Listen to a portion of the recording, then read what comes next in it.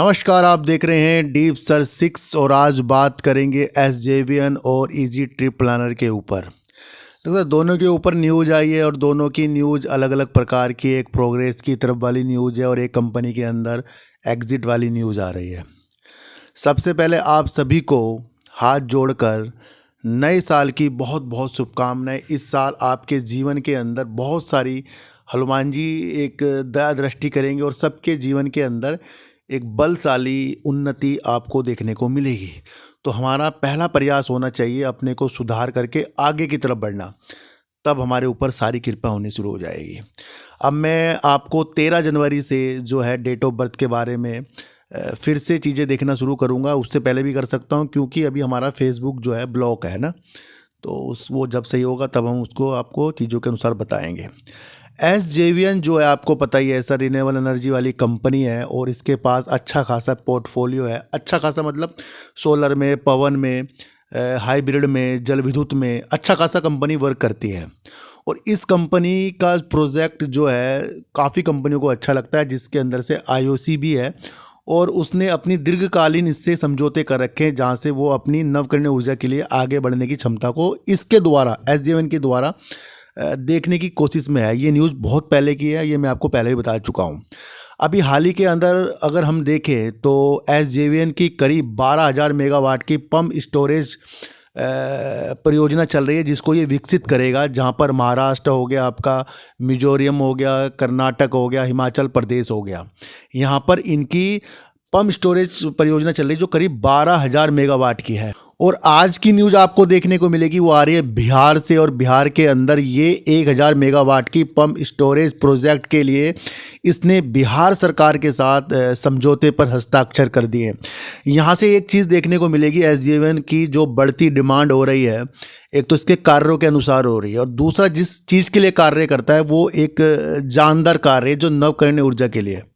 तो ये भी आपको समझना है। तो बिहार से ये न्यूज़ थी और वहाँ से हमें पता लग रहा है कि भैया जहाँ इसकी पहले ही 12,000 मेगावाट की परियोजना पहले ही विकसित के तौर पे है, दूसरा 1,000 मेगावाट की इसको मिल गई, तो 13,000 मेगावाट की इसकी अभी ये परियोजना पंप स्टोरेज में होने वाली है। तो यहाँ से भी एक अच्छे संकेत हमें देखने को एसजेवीएन के अंदर मिल रही है। न्यूज़ बेस में आपको चीज़ें बता रहा हूँ सर, है ना, बाकी तो काम की स्थितियाँ ही हमारे लिए सबसे अच्छी होती हैं। दूसरा अगर हम बात करें इजी माई ट्रिप प्लानर की, यानी कि इजी ट्रिप प्लानर की बात अगर हम करेंगे तो ये कंपनी के अंदर फिर से एक निगेटिव न्यूज़ आ गई है। इससे पहले कंपनी के अंदर 14% हिस्सेदारी बेचने वाली एक न्यूज़ आई थी जो सितंबर में हो चुकी थी।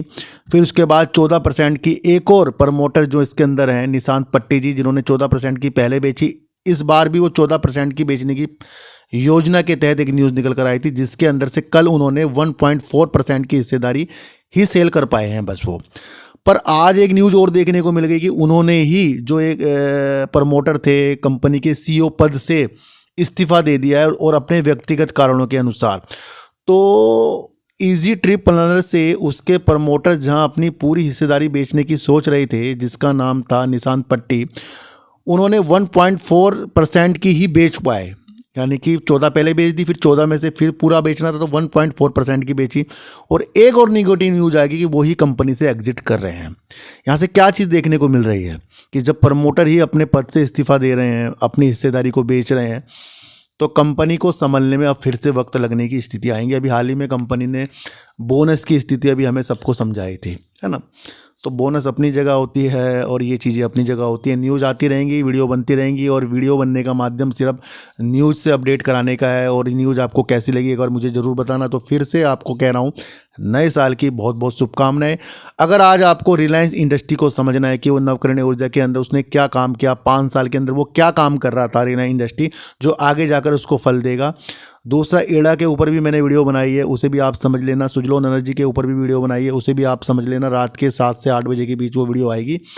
तो आशा करता हूं कि उस वीडियो को भी आप अच्छा प्यार देंगे। और कल अडानी विल्मर के ऊपर आपके लिए मैंने बहुत अच्छी वीडियो बनाई थी, उस चीज़ को भी आपको समझकर चलना पड़ेगा।